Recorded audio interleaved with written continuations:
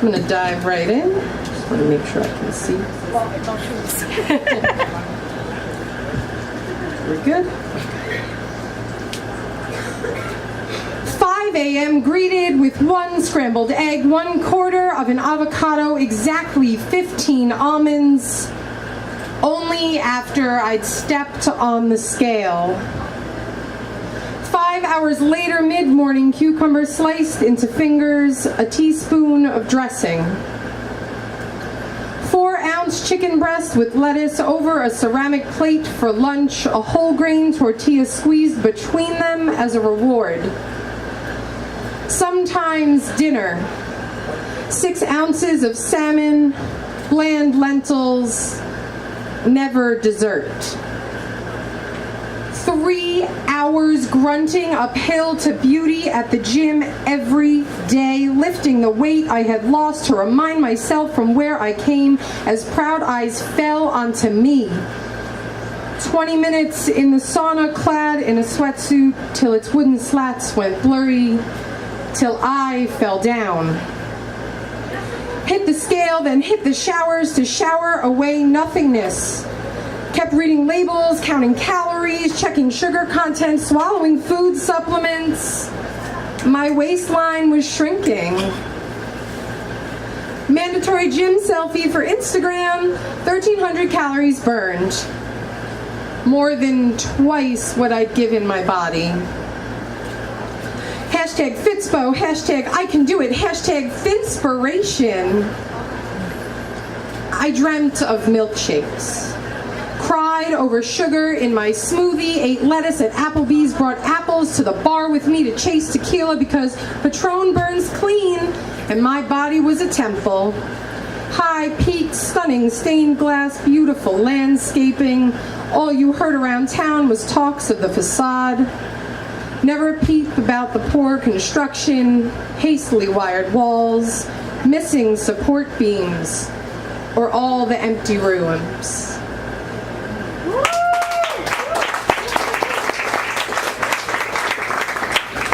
Thank you.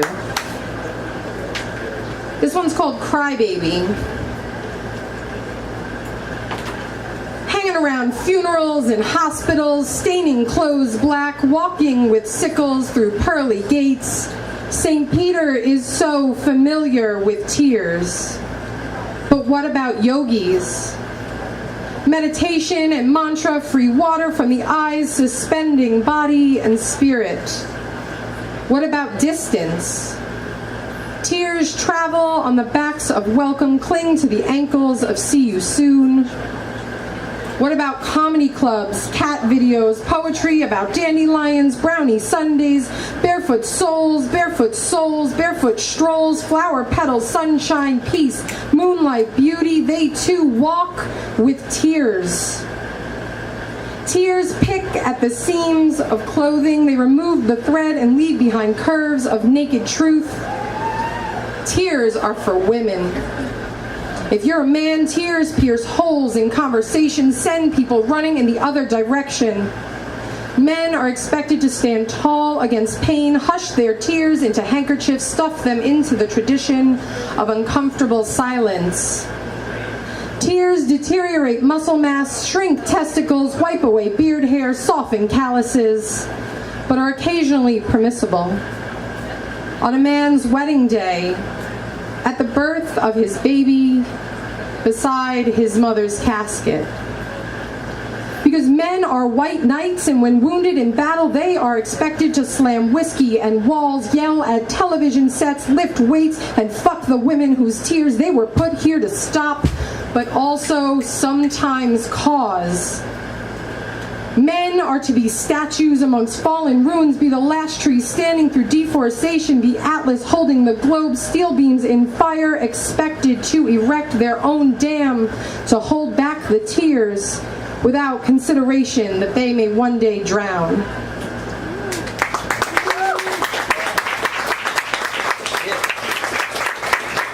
So I only know how to write really long poems and really short ones. So here's a really short one. This one's called Pillow Talk. The fan blades thicken shaken with dust, looking over folded baskets of laundry, a week clean, dishes unwashed, letters unwritten, taxes unfiled, paperwork dotted and crossed and sent to the one who signs my paycheck, and the cats are fed, but the bamboo is dying. The bamboo is dying. The bamboo is dying, and I ask myself, how do you kill something that needs so very little?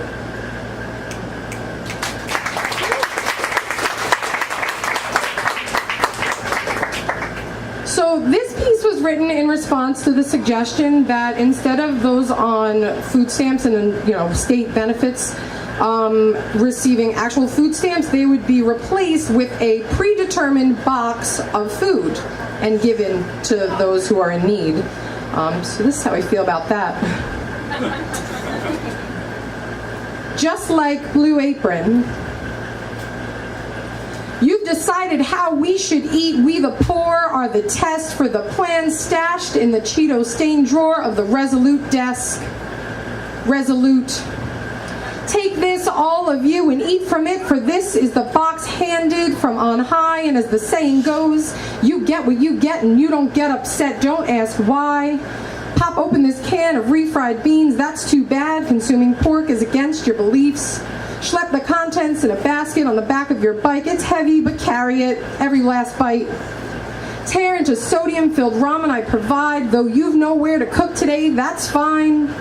Never question, just be grateful, non-perishable, shelf-stable. Skip the nutrients, don't read the label, because at the drop of a paycheck, the lack of a paycheck, you no longer deserve the dignity of choice.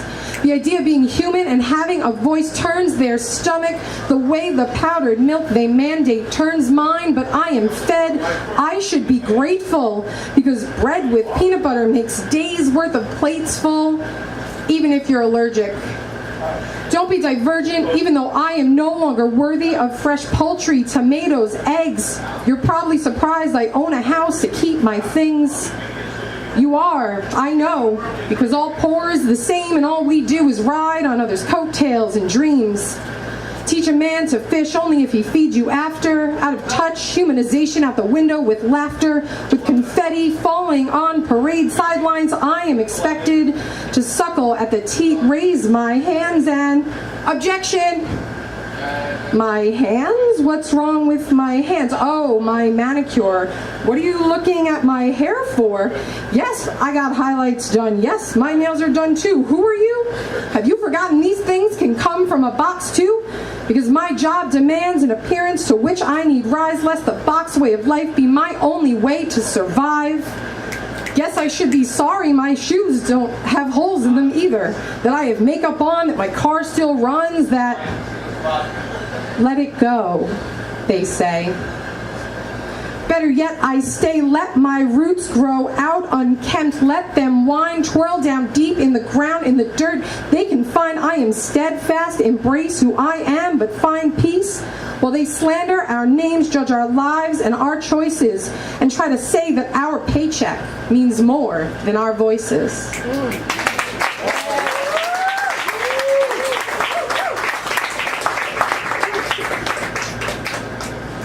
Thank you.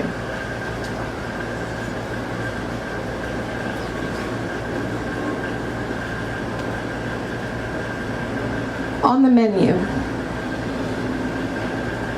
I cried today over half a pound. My toes wiggled the scale just to make sure. I skipped breakfast, I scrolled through Facebook, crossed paths with a trailer for a movie about anorexia.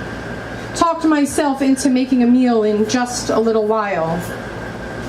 The next video was an obese girl eating ice cream, smiling with her friends in all their body positive glory. She was radiant, and I smiled too. Then checked the comments because I am a glutton for punishment. She needs to put that Sunday down. Hit the gym. Kill yourself. I went to work hungry. I ate lunch begrudgingly because I knew better. I didn't feel better. I cried at my keyboard. I said, fuck the gym. In fact, Instead, I drank the night away, put on a short dress, baptized my body in alcohol, had bong rips for dinner and pool chalk for dessert. I let go of the world as it spun beneath me and landed on my pillow.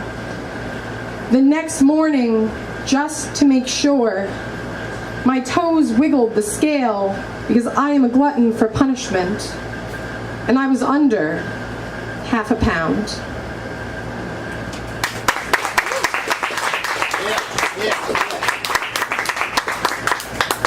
I have a running theme to some of my work, in case you haven't noticed. So,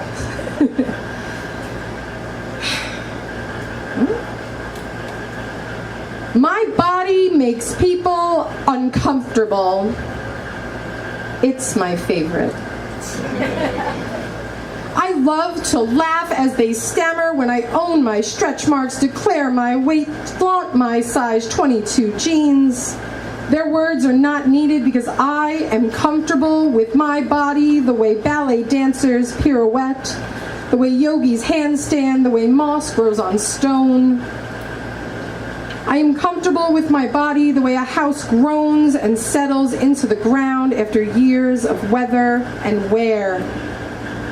Years. I spent nearly 30 moving in, decorating the walls, arranging the furniture just right to feel at home. The way sand belongs at the beach, the way cats nap in sunspots, the way toddlers sing like nobody is watching. Decades have passed and I have finally grown into my curly hair and dimpled skin, the circles under my eyes and the glasses in front of them. Taught myself that I can be tall and feminine, pierced and professional, fat and beautiful. My body makes people uncomfortable, not because I like to flaunt it, although I do, but because I like to flaunt it, and I am not a size 4 or 6, but honey, oh, I am a 10. I am proud of the woman I became when I realized I was here for more than other people's eyes. Though I have learned that people don't know what to do with me outside of a bedroom. They seem to prefer women who speak softly, complain about nothing, pose as arm candy. But I am loud, sometimes disagreeable, almost always a beautiful mess. I am both cocky and confident in my comfortable body, a bit like gin and tonic, an acquired taste with plenty to be said about me. I am not for everybody, but that sure don't take away my fizz.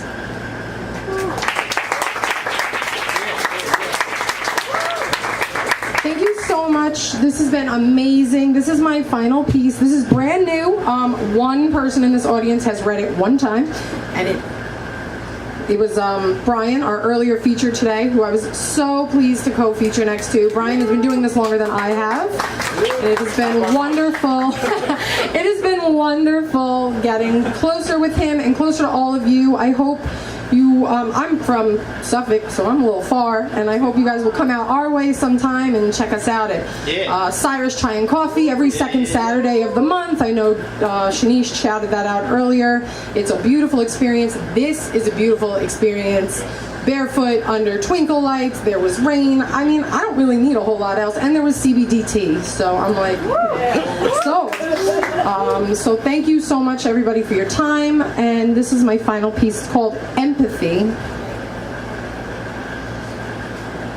A bottle of red cranked the stereo another decibel, with each sip taking me closer to midnight in a basement of hazy twinkle lights, looming with good intentions, cheering on the tannins and fermented grapes to take me over.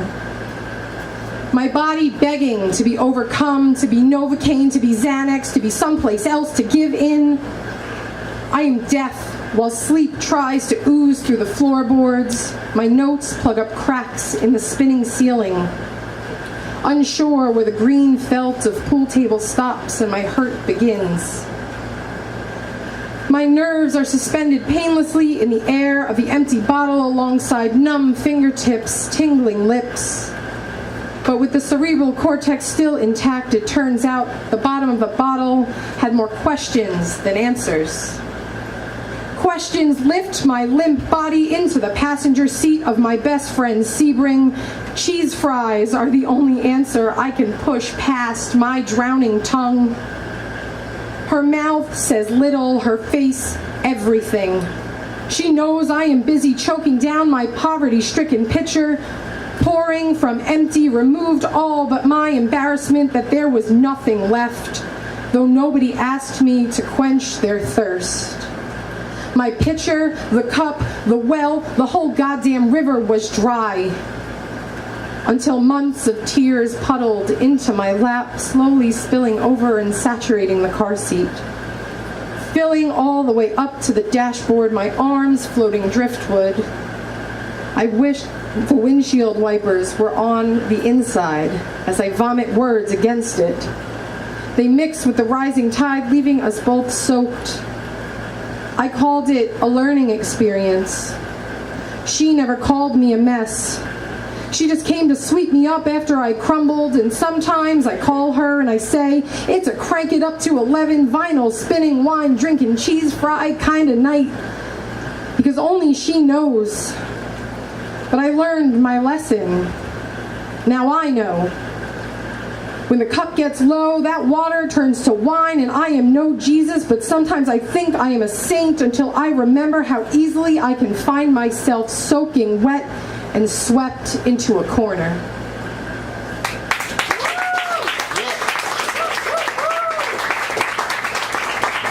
Thank you so much for your time. The open mics have been wonderful. I'm looking forward to the second half. And if you liked what I had to say today, you can find me on Facebook, Instagram, and pretty much everywhere else. My website, Melissa Marie Imagery, IMAGERY.com, and you can search that on pretty much every social media platform. Thank you so much, Shanice.